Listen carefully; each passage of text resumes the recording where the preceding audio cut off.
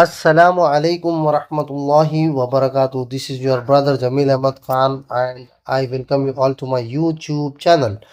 And I hope कि सभी लोग खैरियत से होंगे और अल्लाह की अमान में होंगे। अल्लाह पाक आप सभी लोगों को खुश रखे। तो दोस्तों, आज 26 जनवरी संडे का दिन है और मैं आप सभी लोगों को दिल से यौम जमहूरिया की बहुत बहुत मुबारकबाद देता हूँ। I wish each and every Indian citizen a very happy Republic day. तो आज इस मौके पर हम लोग जो है वीकली एनालिसिस के साथ साथ मैं वो इंडिया की सारी बातें बताऊंगा 2-3 मिनट लेकर, जो आपको जो है बहुत इंटरेस्टिंग लगेगी और इसमें आपको बहुत फ़ायदा होगा इसके ज़रिए से। तो let's begin our video without wasting any time. दोस्तों, रिपब्लिक डे के अवसर पर मैं चंद चीज़ें आपको हमारे प्यारे भारत देश हिंदुस्तान इंडिया के बारे में बताना चाहूँगा, जो आपको सुन के हैरत होगी। और ये आपको जो है स्टॉक मार्केट में या बिजनेस की लाइन में या अपने आप को ग्रो करने की लाइन में डेफिनेटली ये काम करेगा। ठीक है, ये आपको मदद देगा। ठीक है, सबसे पहले चीज़ जो इंडिया है ना, इंडिया में हमारे को रिलीजियन, मज़हब और अपने एथिक्स को प्रैक्टिस करने की खुली आज़ादी है as per the constitution of India. यहाँ पर इतने सारे एथिक्स, इतने सारे मज़हब, इतने सारे रिलीजियंस, इतने सारे लैंग्वेजेस है पूरे इंडिया में, जो कि आपको कहीं भी नहीं मिलते। इतनी सारी डाइवर्सिटी जितनी आपको इंडिया में मिलेगी वो आपको दुनिया के किसी भी कंट्री में आपको नहीं मिलती। तो ये हमारे मुल्क की खूबसूरती है। अब बिजनेस पॉइंट ऑफ व्यू से अगर आप देखेंगे, यहाँ पर पॉलिटिकली मैं कुछ भी नहीं बोलूँगा।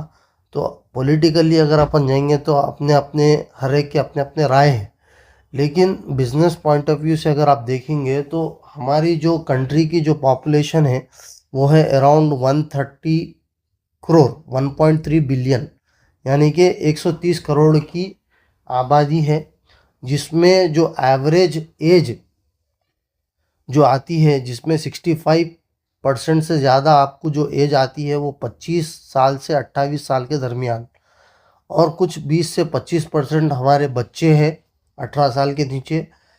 तो ये हमारी यंगेस्ट कंट्री है, इसीलिए चीप लेबर वाला देश बोल के हमारी कंट्री को एक टैग दिए। ठीक है, तो यहाँ पर जो अगर आप वही चाइना ले लो या यूएस ले लो, वहाँ पर की जो एवरेज एज आ रही वो आती 45 या 48, हमारी 25 या 28 है। तो इसका मतलब ये है कि हमारे पास जो है नौजवान खून ज़्यादा है, जो हमारी कंट्री को डेवलप करने में बहुत मदद करेगा आगे। और तीसरी चीज़ ये बोलना चाहूँगा मैं, अगर आप दूसरे कंट्रीज़ ले लो, जैसा कि यूएस ले लो, जापान ले लो, उनके पास डेवलप करने कुछ भी नहीं है। ठीक है, वो सारे डेवलप्ड कंट्रीज़ है, लेकिन हमारा जो इंडिया है, हमने स्कूल में भी पढ़ा है कि India is a developing country. तो इंडिया के पास अभी सारा मैदान है, मैदान खुला पड़ा हुआ है। इंडिया को बहुत चीज़ें डेवलप करना है। इंडिया के जो टीयर 1, टीयर 2, टीयर 3 के जो सिटीज़ है, उन लोगों को डेवलप होना है। और एक मिसाल मैं देना चाहूँगा, बाजू हमारा जो चाइना लग के है ना, ये चाइना जो है, चाइना के पास जो ईवी है, ईवी व्हीकल्स है, यानी कि इलेक्ट्रिक व्हीकल्स जो बैटरी पे चलती है, जो करंट पे चलती है, उसका जो सेल है, मतलब पूरे चाइना में वो 85% तक है, हो चुका है। यानी कि 85% of the China population has already come to EV. लेकिन हमारे इंडिया में अभी ये 5% तक भी नहीं पहुंचा। 5%, यानी कि अभी कितना स्कोप बाकी है। देखो, 95% लोग जो है ईवी पे आने का है। तो फ्यूचर पूरा ईवी का है, फ्यूचर पूरा इलेक्ट्रिक व्हीकल्स का है, फ्यूचर पूरा जो है बैटरी है, फ्यूचर पूरा लिथियम इंडस्ट्री की है। ठीक है, तो इसका ये मतलब है कि इंडिया के पास खुला मैदान है अभी ग्रो करने के वास्ते। अब जैसा लोग ईवी पे आना शुरू करेंगे, डेफिनेटली बैटरी के सारे कंपनीज ग्रो करेंगे। बैटरी में जो केमिकल चीज़ होते हैं, स्पेशली लिथियम, मैग्नीशियम, ये सारे बैटरी को जो चलाते हैं, उसके उसके उसके ज़रिए से केमिकल इंडस्ट्री ग्रो करेगी। उसके ज़रिए से जो है आपको जो वायर्स वगैरह होते हैं, लाइट्स वगैरह होते हैं, उसकी इंडस्ट्री ग्रो करेगी। तो कितना मैदान बाकी है दोस्त ग्रो करने के वास्ते इंडिया को। तो इस वक्त जो हमारी जो एज है, अब जो एज में हम लोग जी रहे हैं, पता नहीं मेरे को, लोग जो है अमेरिका को जाता हूँ, ऑस्ट्रेलिया को जाता हूँ, जर्मनी को जाता हूँ, वहाँ जाके सेटल होने की सोचते, पता नहीं ये क्यों करते। हमारा मुल्क में ईज ऑफ डूइंग बिजनेस, जिसको बोलते हैं बिजनेस करने के लिए जो ईज है, जितना इंडिया में है वो आपको दुनिया के कहीं किसी मुल्क में नहीं मिलेगा। वहाँ अगर आप यूएस में जाके बिजनेस करते हो बोल के बोलो, या छोटी फुटपाथ पे आप एक स्टोर डालो, वहाँ पर लाइसेंस, ये लाइसेंस वो लाइसेंस, फिर पुलिस वाले आके आपकी दुकान को तोड़ दे के चले जाते।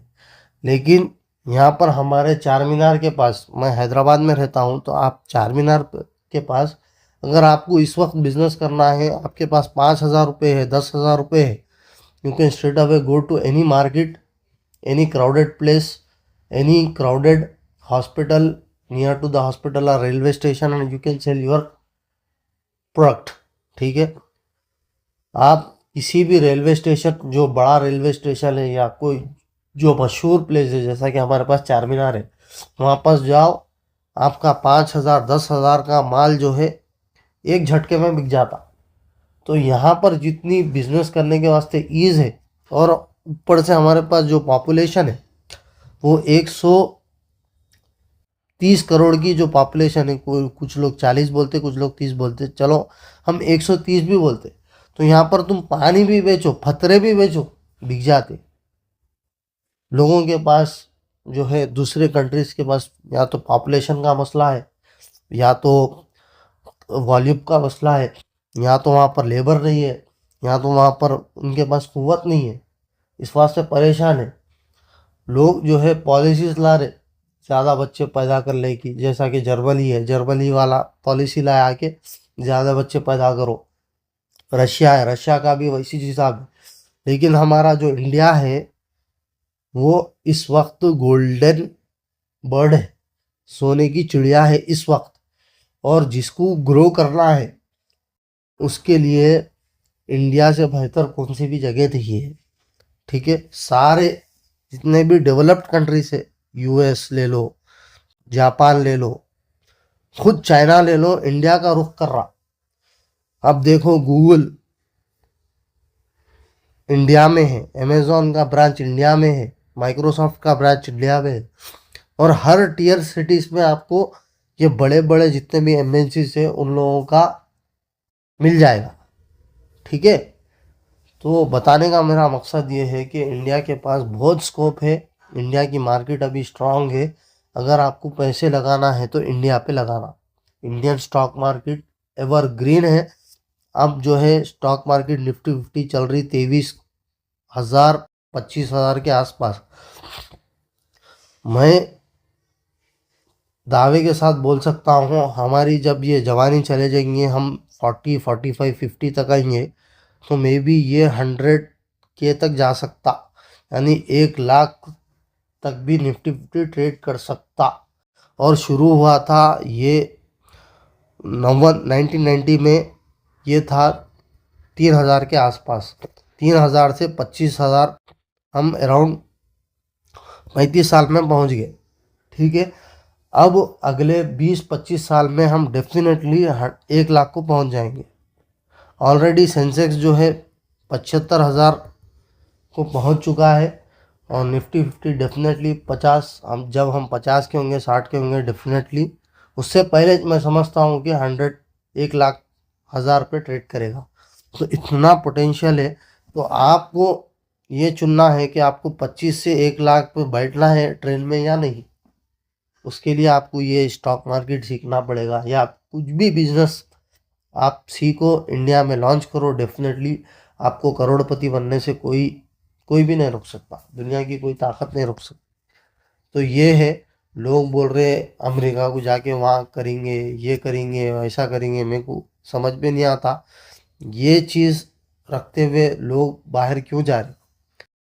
तो बताने का मकसद मेरा ये है, मैं ही I am a proud Indian, I love my country and मुझे जो है अपने भारत देशी होने का, हिंदुस्तानी होने पर फ़ख्र है। और मैं जो है जय हिंद बोलता हूँ। और दैट्स इट, ये सारी बातें बोलने का था। वीडियो थोड़ी लंबी हो गई, लेकिन आपको ये बताने का था ताकि जो है आप डिमोटिवेट ना हो, आप जो है मायूस ना हो और अपना काम करते रहें। डेफिनेटली अल्लाह पाक आपको आपकी कोशिश के ऊपर डेफिनेटली अजर देगा। तो अब आते हैं निफ्टी 50 के एनालिसिस पे। तो अगर आप पिछला हफ्ता देखेंगे तो पिछला जुम्मा जो है ½ % निफ्टी 50 गिरा, और अगर आप जो है पिछला पूरा हफ्ता देखेंगे तो 0.50% की जो गिरावट है निफ्टी 50 में गिरी।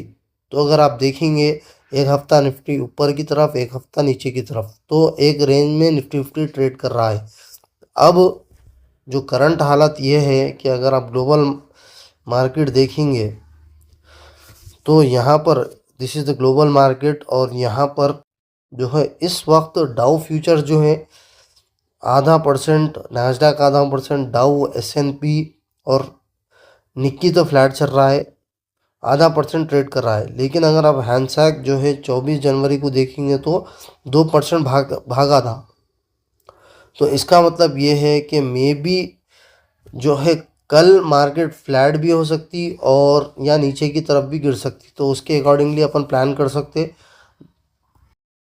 ग्लोबल लेवल पे अगर आप देखेंगे तो सबसे अच्छी खबर ये है कि ट्रम्प जैसे ही प्रेसिडेंट की कुर्सी पे आए हैं, so he has demanded the Fed chief Jerome Powell to do the rate cut. ठीक है, यहाँ पर अगर आप देखेंगे Trump demand Fed cut rates claims better monetary policy understanding, यानी कि ट्रम्प बाबा जो है पोवेल को स्ट्रेट अवे बोले कि तुम ये रेट कट का सोचो और अच्छी मॉनेटरी पॉलिसी लेके आओ यूएस के लिए। ठीक है, तो अगर आप देखेंगे नेक्स्ट फेड की मीटिंग कब होने वाली है, तो इसी हफ्ते में फेड की मीटिंग होने वाली है। ये देखो आप 2025 की FOMC मीटिंग अगर आप देखेंगे जैन 28 से 29 में, तो इसके MOM में हमको पता चल जाएगा कि क्या वोटिंग आई, कितना रेट कट हो रहा, और ये जो पावल और ट्रम्प के बीच की जो अनबन है वो कितनी है, कितनी सच है, कितनी झूठ है। क्योंकि ऐसा बताया जा रहा है कि दोनों के बीच में अभी नहीं चल रही, नहीं बन रही अभी। तो स्ट्रेट अवे जैसे ही ट्रम्प बाबा जो है प्रेसिडेंट की कुर्सी पे आए, स्ट्रेट अवे पोवेल को इन्होंने ख़त लिखा के फौरी तुम जो है रेट कट करो। क्योंकि पिछले साल जो है पोवेल बाबा 0.25 BPS का रेट कट तो करे थे, लेकिन क्या बोले थे कि अगले साल में एक्सपेक्ट नको करो, सिर्फ और सिर्फ होगा तो 2 ही बार होगा। तो ट्रम्प बाबा उनको नकारते हुए ये बोले कि तुम इसके बारे में सोचो और बेटर पॉलिसी मेरे पास लेके आओ ताकि मैं उसको साइन मारूं। अल्टीमेटली जो ट्रम्प बोले वही होगा। पावेल भी अपनी पॉलिसीज लेके आ सकते, लेकिन अल्टीमेटली ट्रम्प का कॉल होगा कि वो उसके साथ आगे बढ़ना है या नहीं। तो ये एक चीज़ है, अगर रेट कट होता है तो हमारी स्टॉक मार्केट के लिए एक अच्छा खासा फ़ायदा होगा। क्योंकि यूएस की रेट कट होती है तो डेफिनेटली हमारा जो RBI है वो भी डेफिनेटली अपनी एक मॉनेटरी पॉलिसी लाएगा और डेफिनेटली उसका डायरेक्ट इम्पैक्ट हमारे स्टॉक मार्केट पे होगा। ठीक है, तो ये एक चीज़। दोस्तों दूसरी और अच्छी खबर ये है कि ट्रम्प की तरफ से ये बयान आया है कि he is going to stop the Russia Ukraine war, I mean he is going to try to stop the Russia Ukraine war. और पुतिन की तरफ से भी ये बयान आया है कि यहाँ पर देखो अब Ukraine crisis might not have happened with Trump president. अगर ट्रम्प प्रेसिडेंट होते तो ये रशिया यूक्रेन का वार ही ना होता। यानी कि अगर पिछला इलेक्शन ट्रम्प जीत जाते तो ये ट्रम्प बाबा जो है वार ही होने ना देते। और जितना भी ये करा, जो बाइडन करा बोल के ये पुतिन की तरफ से स्टेटमेंट आया है। तो डेफिनेटली अगर ऐसा होता है कि वार रुकती है तो डेफिनेटली इसका इम्पैक्ट जो है तमाम ग्लोबल स्टॉक मार्केट्स पे होगा। क्योंकि दोस्तों जो वार का जो इम्पैक्ट डायरेक्ट स्टॉक मार्केट पे क्यों होता है, क्योंकि मिसाल के तौर पर अब इंडिया और रशिया है, रशिया के बीच में इंडिया का एक बिजनेस डील है, वो है क्रूड ऑयल का। इंडिया रशिया से तेल खरीदता है। अगर रशिया यूक्रेन का वार होगा तो रशिया को तेल जो है अपने वार में इस्तेमाल करना पड़ेगा, जिसकी वजह से रशिया वो तेल इंडिया को दे नहीं सकेगा। अगर इंडिया को तेल नहीं मिला तो यहाँ पर प्राइसेस बढ़ते और डायरेक्ट हमारे किचन में प्राइसेस बढ़ते, हमारे किराने के दाम बढ़ते। तो इसका इम्पैक्ट ना सिर्फ हमारे स्टॉक मार्केट, हमारा किराना आइटम, हमारा घर और तमाम ग्लोबल मार्केट पे इसका इम्पैक्ट होता है। तो इसीलिए ये अगर ये वार रुक जाएगी तो डेफिनेटली स्टॉक मार्केट में एक बूस्ट आ सकता है। तो ये एक बहुत ही अच्छी खबर हमारे लिए है।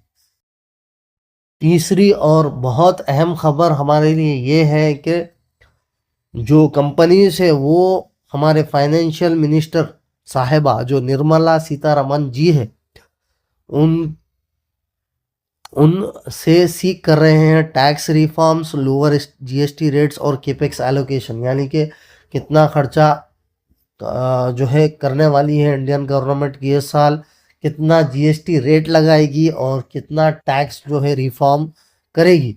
तो ये सारे अपडेट्स आपको लेना है क्योंकि बजट का टाइम है। फेब 1 को बजट आने वाला है। जैसा ही बजट आएगा तो स्टॉक मार्केट में एक भयानक रिवर्सल आ सकता है वो कंपनीज में जो कंपनीज के लिए बजट आया है।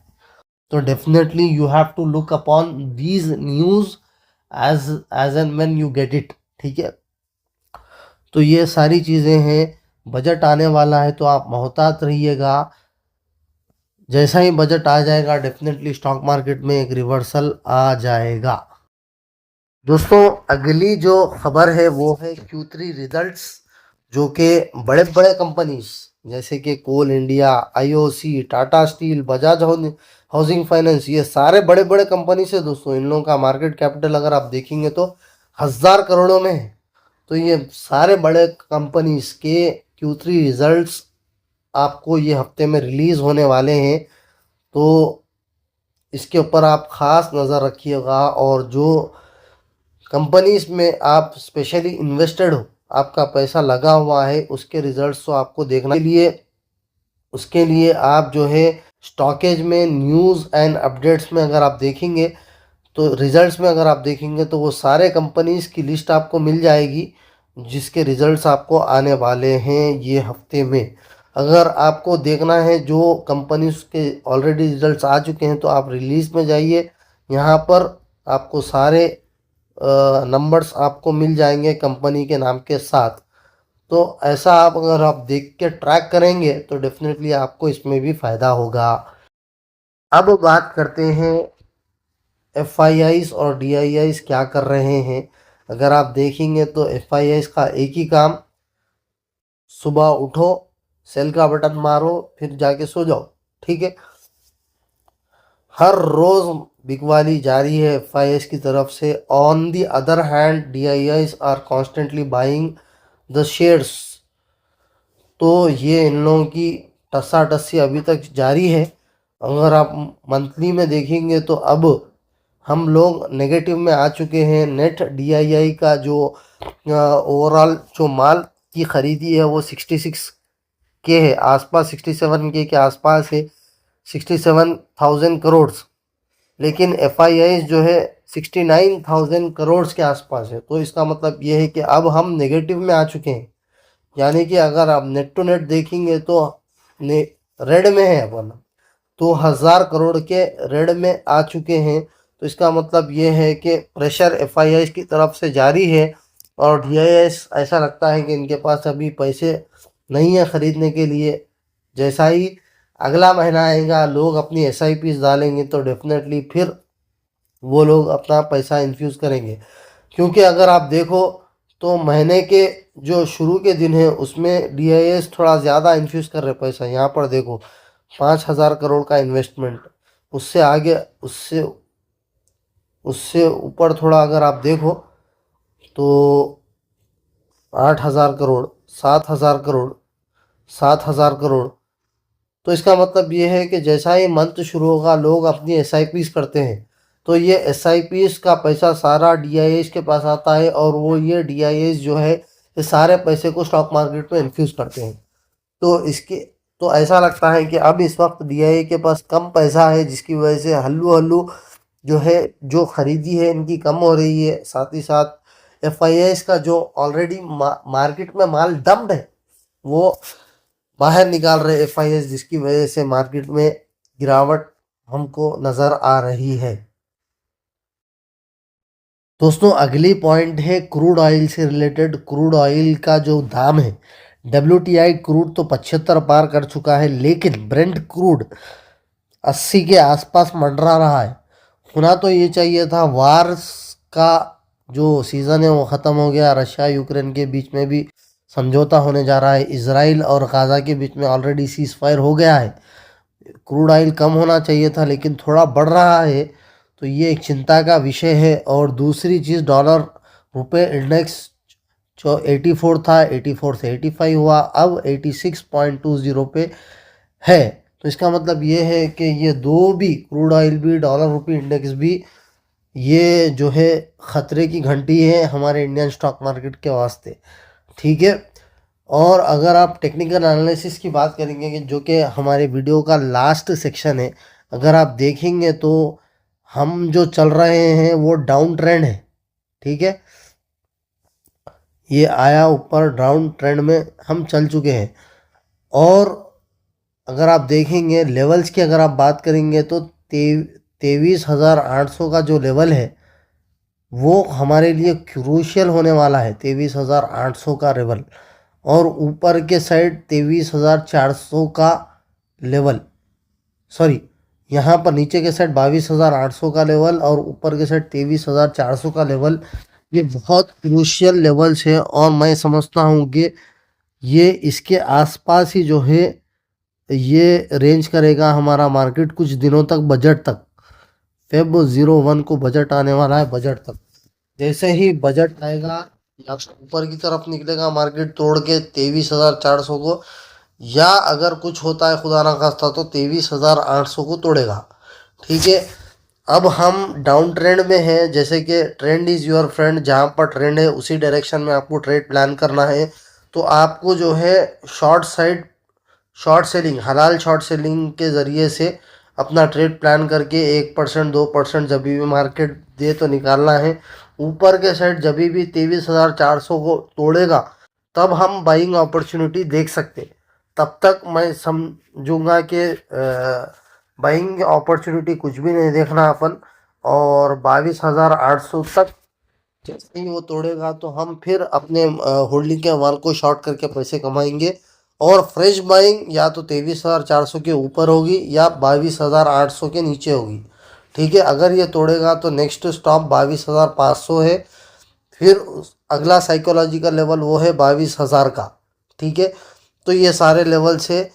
लेवल्स फिर से एक बार मैं बता दूं कि 23,400 ऊपर का लेवल, 22,800 नीचे का लेवल, ये दोनों के दरमियान मार्केट ट्रेड करेगी। अगर मार्केट ऊपर को तोड़ता है तो हम बाई साइड जाएंगे, अगर मार्केट नीचे को तोड़ता है तो हम लोग 1% 2% शॉर्ट करके कमाते रहेंगे जैसे ही मार्केट डाउन ट्रेंड में जाएगी। तो ये सारी चीज़ें आपको बताने की थी। तो उम्मीद करता हूँ आपको ये सारा कॉन्सेप्ट, और रिपब्लिक डे का और क्या बोलते हैं हमारे इंडिया, हमारे मुल्क के बारे में बताया था, फिर वीकली एनालिसिस का लेवल्स भी, हर चीज़ मैंने बताया हूँ। उम्मीद है आपको ये सारी चीज़ें पसंद आई होगी और it must be helping you in your trading journey. And whenever you are planning a trade, please look after these points, definitely it will work out for you guys. तो इसी के साथ मैं इजाज़त लेता हूँ, मैं मिलता हूँ अगली वीडियो में। तब तक के लिए टेक केयर, अल्लाह हाफिज़, अस्सलाम वालेकुम व रहमतुल्लाहि व बरकातहू।